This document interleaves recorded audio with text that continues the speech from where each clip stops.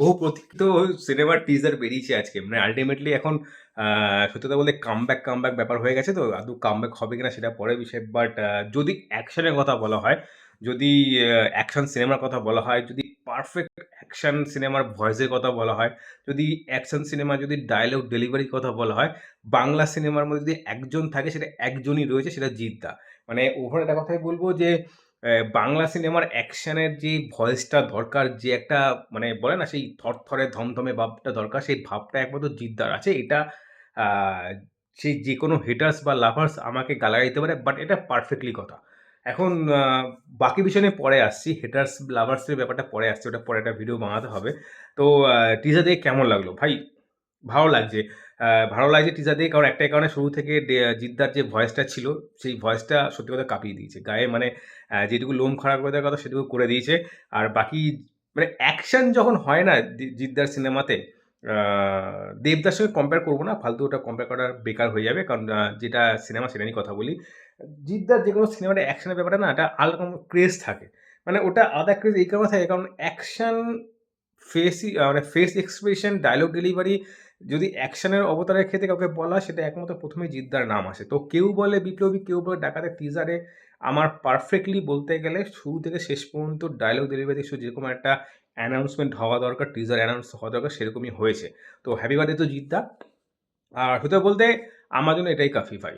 মানে দেখতে যাওয়ার জন্য এইটুকুই যথেষ্ট সিনেমা দেখার জন্য। এবার বলি কিছু খারাপ জিনিস যেটা আমার মনে হয় একটু হয়তো পরে জানি না ঠিক হবে কিনা। আমার শুধু একটাই অবজেকশন যে এখন যখন অনেকে অনেক ক্ষেত্রে দেখছে, রিভিউ অনেকেই দিচ্ছে, সেখানে দেখা যাচ্ছে যে ম্যাক্সিমাম আমাদের মতো ছেলেপেলে বা লোকজন সবাই কিন্তু একটা এআই নিয়ে একটা হতাশাপূর্ণ একটা কথা বলছে। এটা পছন্দ কেউ করছে না। টিজারের ক্ষেত্রে না মানে একটা জিনিস কি হয়েছে এখন বর্তমানে এই টাইমে যেটা দেখছি লাস্ট ২ বছর ধরে জিদ্দার যেকোনো সিনেমায় সবাই না একটা খারাপ রিঅ্যাকশন দিচ্ছে। একটা দল, একটা লাভার্স বা একটা হেটার্স দল একটা এসে অল টাইম মানে জিদ্দার কামব্যাক হচ্ছে না, জিদ্দার কেন পয়সা কামাচ্ছে না তার মতো সেইসব নিয়ে এটা করছে। তো কিছু জিনিস এটা মাথায় রাখতে হবে সেগুলো কেউ কানে না আমি জানি। বাট আমার যেটা এই টিজারের মধ্যে খারাপ সেটা হলো এআই বা সিজিআই ভিএফএক্স যে কাজটা হয়েছে সেই কাজটুকু নিয়ে আমার একটা অবজেকশন রয়েছে। কারণ শুরুতে যে পতাকা তিরঙ্গা দেখা দিল ওইটা আমার খুব একটা রিয়ালিস্টিক লাগেনি। আর সত্যি কথা বলতে আমি একটা কথা বুঝে পাই না বা বুঝতে চাই যে নরমাল মানে নরমাল যেরকম আগেও তো সিনেমা হয়েছে এরকম টাইপের। তো সেইসব সিনেমায় তো জিদ্দাকে ভালো লেগেছে জিদ্দা পুল অফ করে দেবে এটুকু সিওর। তার জন্য সিজিআই ভিএফএক্স এর কাজ খুব একটা বেশি দরকার নেই তার সিনেমায়। এটুকু আমার গ্যারান্টি দর্শক জিৎ লাভার্সদের গ্যারান্টি।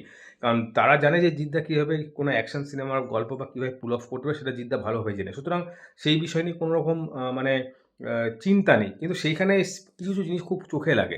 সিজিআই ভিএফএক্স এর কাজগুলো এত মানে স্বল্পভাবে লাগে মানে চোখে লাগার মতো। যেগুলো এখনকার দিনে যুগে দাঁড়িয়ে সেই কাজগুলো খুব একটা মানানসই বলে মনে হয় না। তো যখন হবে না, যখন করার দরকার তখন করে লাভ তো নেই।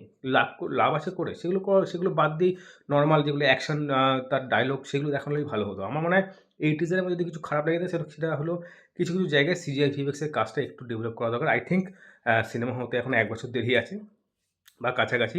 তো সে সময় এগুলো হয়তো ম্যানেজ হয়ে যাবে যেহেতু এটা অ্যানাউন্সমেন্ট টিজার তো সেখানে এগুলো থাকবেই। এগুলো খুব একটা ভাবে ধরছি না। ধরার কারণ একটাই, আমার কোনো ধরার কারণ নেই যে খারাপ হবে এটা সিওর এরকম কোনো ধরার আমার কোনো কারণ নেই। আমার কারণ একটাই ভাই মানে কিছু পাবলিক যখন জিদ্দার ব্যাপারে সিনেমার ব্যাপারে কিছু বলে না, তখন মাথাটা সত্যি একটু গরম হয়ে যায়। বাকি ওভারঅল আমার ভালো লেগেছে। বাকি তোমাদের কেমন লেগেছে? অবশ্যই কমেন্টে জানাও।